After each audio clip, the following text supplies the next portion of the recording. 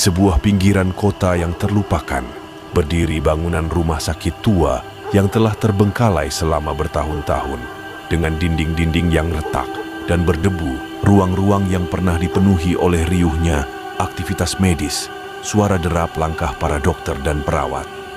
Kini hening menyisahkan kenangan akan gemuruhnya, samar suara tawa dokter, dan bisikan-bisikan perawat yang dulu mengisi ruang-ruangnya, seolah-olah mengikuti langkah-langkah mereka yang telah lama pergi.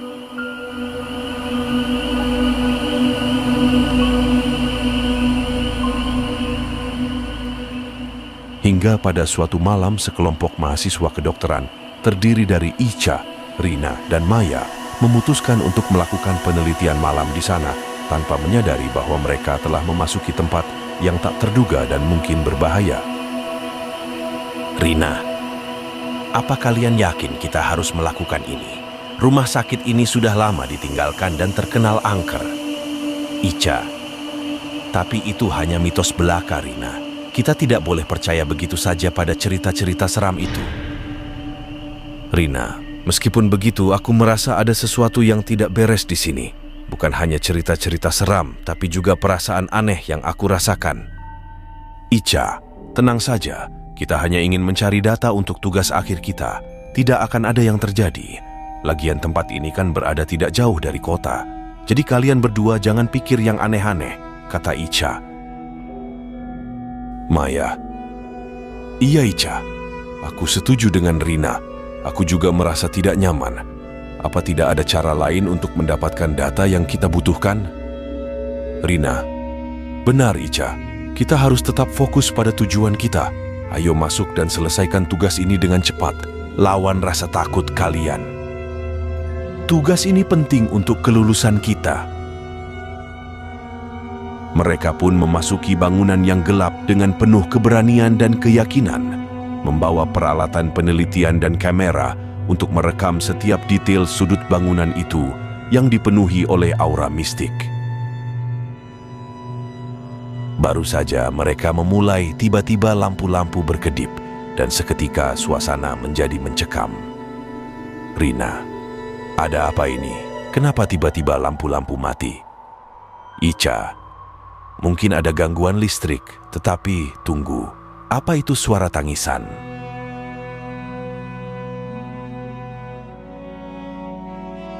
Suara tangisan yang menyeramkan mulai terdengar dari kegelapan ujung koridor. Samar suara wanita menangis meminta tolong, ratapan dengan suara serak, memecah keheningan malam dengan kepedihan yang mendalam. Mereka mengikuti suara itu dan tiba-tiba di depan mereka muncul sosok wanita berpakaian putih mengambang dengan rambut panjang terurai, kuntilanak.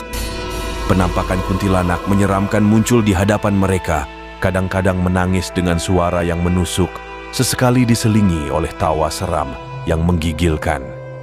Icha, tinggalkan tempat ini. Rina, Maya, kita harus pergi sekarang juga. Dugaan Rina tentang rumah sakit kosong ini benar. Suasana yang terasa mencekam dan kehadiran kuntilanak yang mereka temui mengkonfirmasi bahwa ada sesuatu yang tidak biasa terjadi di tempat itu. Mereka berlari keluar dari rumah sakit dengan nafas terengah-engah. Icha, Rina, Maya seumur hidup mereka baru kali ini melihat sosok hantu nyata dengan mata kepala sendiri. Tugas penelitian mereka pun batal ketika keesokan harinya. Karena rasa penasaran, mereka kembali mencari tahu. Lalu sesampainya di sana, terlihat dari depan pintu gerbang rumah sakit, seorang pria berdiri dengan lengkap mengenakan seragam penjaga keamanan. Lalu mendekatinya dengan rasa ingin tahu yang besar. Pak Amos, maaf Pak, kami penasaran, apa ada yang aneh terjadi di rumah sakit ini? Pak Amos, sebenarnya banyak cerita mistis tentang rumah sakit ini. Beberapa orang bahkan mengatakan melihat penampakan di malam hari.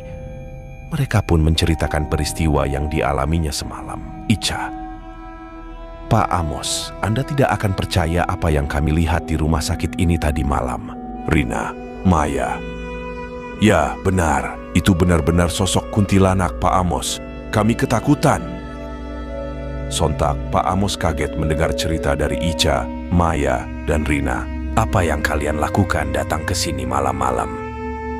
Kami, mahasiswa Pak, mendapatkan tugas dari kampus untuk melakukan penelusuran malam, dan kebetulan rumah sakit ini yang sesuai dengan materi kami.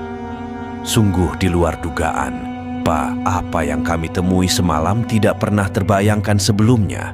Rasanya seperti masuk ke dalam dunia yang tidak pernah kami duga. Kami benar-benar melihat penampakan kuntilanak semalam di dalam rumah sakit itu. Saya tidak bisa membayangkan apa yang terjadi.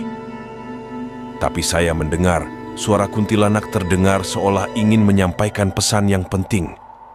Rina. Ya, Pak Amos. Suasana di sana sangat menyeramkan, dan kami semua melihatnya dengan jelas. Suara kuntilanak terdengar seolah ingin menyampaikan pesan. Saya bahkan masih merasakan ketakutan di dalam diri saya sampai sekarang. Ini benar-benar mengerikan. Pak Amos.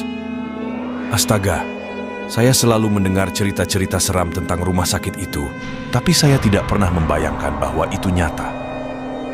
Apa yang harus dilakukan sekarang? Kami tidak yakin, Pak. Kami mencoba untuk memahami apa yang terjadi dan bagaimana cara menyelesaikannya. Mungkin ada sesuatu yang bisa kita lakukan untuk membantu arwah itu menemukan kedamaian. Apakah Anda punya saran, Pak Amos? Pak Amos. Saya pernah mendengar bahwa arwah yang tersesat bergentayangan mungkin membutuhkan bantuan untuk menyelesaikan urusan mereka di dunia ini. Kita harus mencari tahu lebih banyak lagi tentang sejarah rumah sakit ini dan apa yang membuat arwah itu terjebak di sana. Itu kedengarannya seperti rencana yang bagus. Mencari tahu lebih banyak tentang sejarah rumah sakit ini dan apa yang menyebabkan penampakan kuntilanak itu. Rina, saya setuju. Semoga dengan memahami lebih dalam, kita bisa menemukan solusi untuk mengakhiri kisah mencekam ini. Pak Amos. Saya memiliki ide. Saya punya seorang kerabat namanya Pak Budi. Beliau merupakan ahli spiritual. Mungkin kita bisa meminta bantuan dan nasihatnya. Itu kedengarannya seperti langkah yang bagus. Kita membutuhkan bantuan ahli spiritual untuk memahami lebih dalam tentang kejadian yang terjadi di rumah sakit itu. Rina, saya setuju. Kita harus mencari solusi untuk membantu arwah yang terjebak di sana menemukan kedamaian. Ica, Rina, dan Maya tidak lagi merasa takut. Rasa penasaran melilit pikiran mereka akan jeritan tangis sosok itu, seolah-olah ingin menyampaikan sesuatu.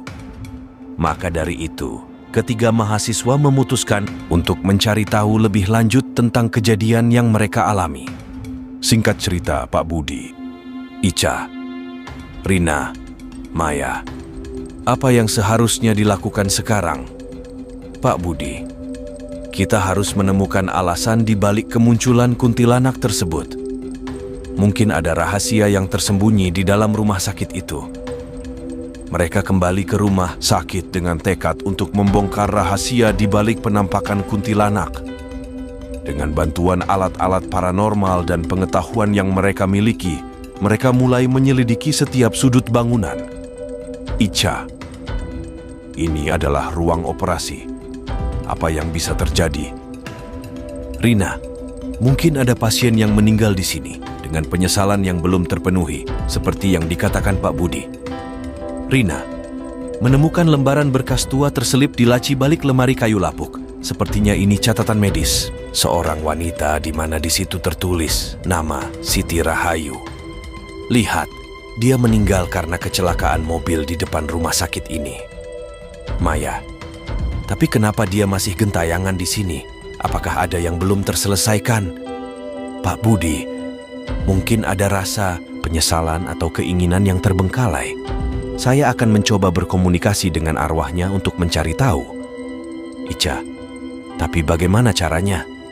Pak Budi memutuskan untuk melakukan komunikasi batin dengan sosok kuntilanak itu.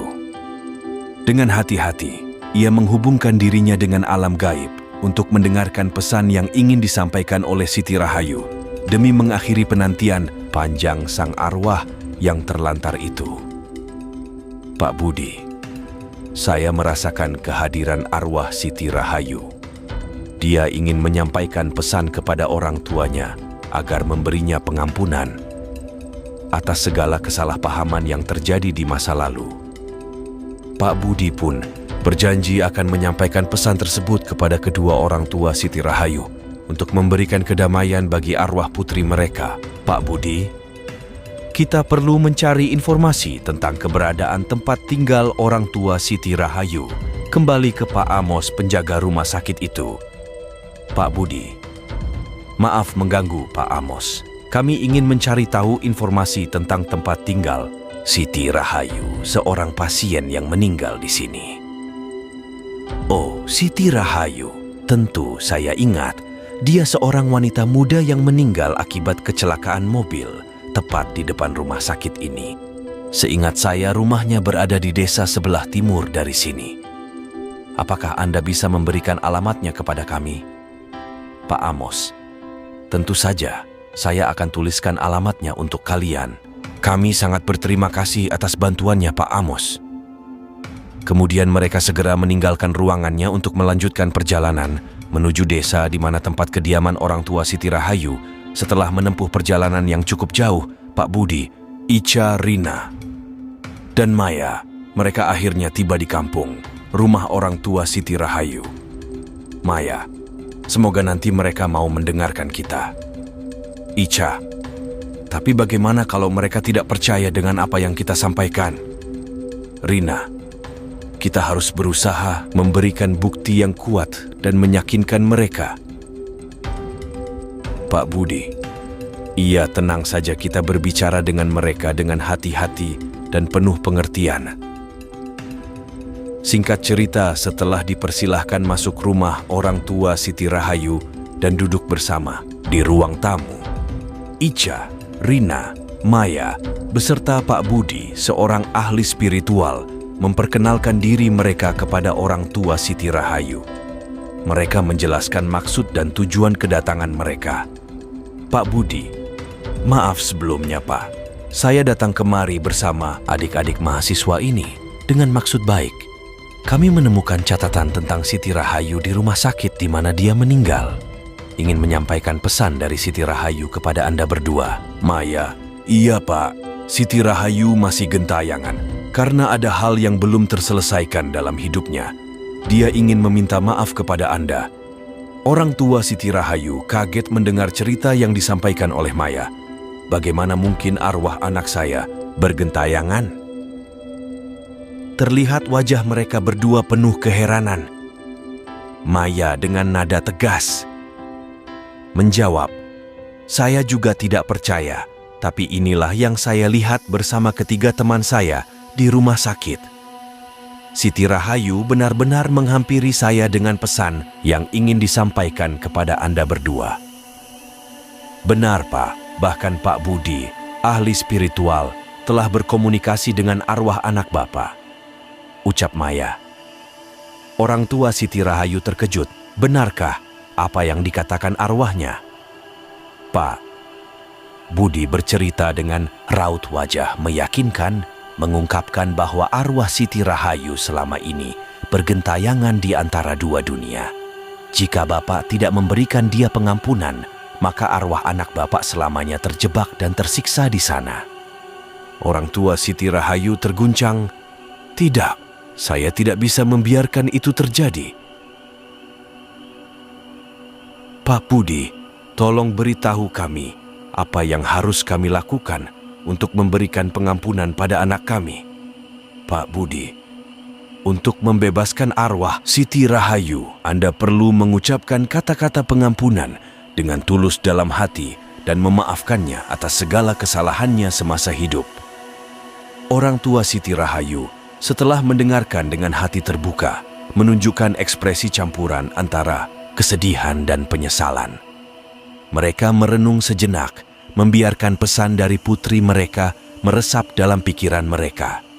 Akhirnya, dengan mata berkaca-kaca, mereka mengangguk perlahan. Kami memaafkanmu, Siti, ucap mereka hampir serempak. Kami akan membawa pesanmu dan menjaga kenanganmu, Nah, dengan baik. Di sudut ruangan, suasana menjadi haru. Pak Budi dan para mahasiswa merasa lega karena berhasil membawa kedamaian bagi arwah Siti Rahayu dan keluarganya. Beberapa hari kemudian, di pemakaman Siti Rahayu, suasana hening yang penuh keharuan menyelimuti. Orang tua Siti Rahayu berdiri di samping makam putri mereka, sementara Pak Budi dan para mahasiswa berdiri di belakang memberikan dukungan moral. Di langit, matahari terbenam, memberikan sinar keemasan yang lembut, seolah memberi berkah bagi perpisahan yang damai. Dalam doa terakhir, mereka berjanji untuk menjaga pesan dan kenangan Siti Rahayu selamanya. Dengan hati yang lega dan pikiran yang damai, mereka meninggalkan pemakaman. Meskipun Siti Rahayu telah pergi, jejak kebaikannya akan tetap hidup di hati mereka. Setelah kejadian itu, kondisi rumah sakit yang dijaga oleh Pak Amos mengaku semakin tenang dan damai setelah arwah Siti Rahayu mendapatkan pengampunan. Suara-suara aneh dan penampakan yang menakutkan telah sirna, meninggalkan suasana yang lebih terang dan menyenangkan. Ketiga mahasiswa yang terlibat dalam insiden itu pulang dengan perasaan lega dan pikiran yang tenteram setelah menyelesaikan tugas. Mereka memberikan pengampunan kepada arwah Siti Rahayu. Mereka membawa cerita tentang pengalaman mereka tidak lagi dihantui oleh ketakutan akan kehadiran arwah yang gentayangan. Dengan pemberian pengampunan dari orang tua Siti Rahayu dan ketenangan yang kembali ke rumah sakit, kisah tragis Siti Rahayu akhirnya menemukan akhir yang damai. Dan kehidupan pun melanjutkan alirannya dengan ketenangan yang baru ditemukan. Tamat. Terima kasih sudah mendengarkan cerita ini. Nantikan terus kisah-kisah seru berikutnya yang akan kami bagikan.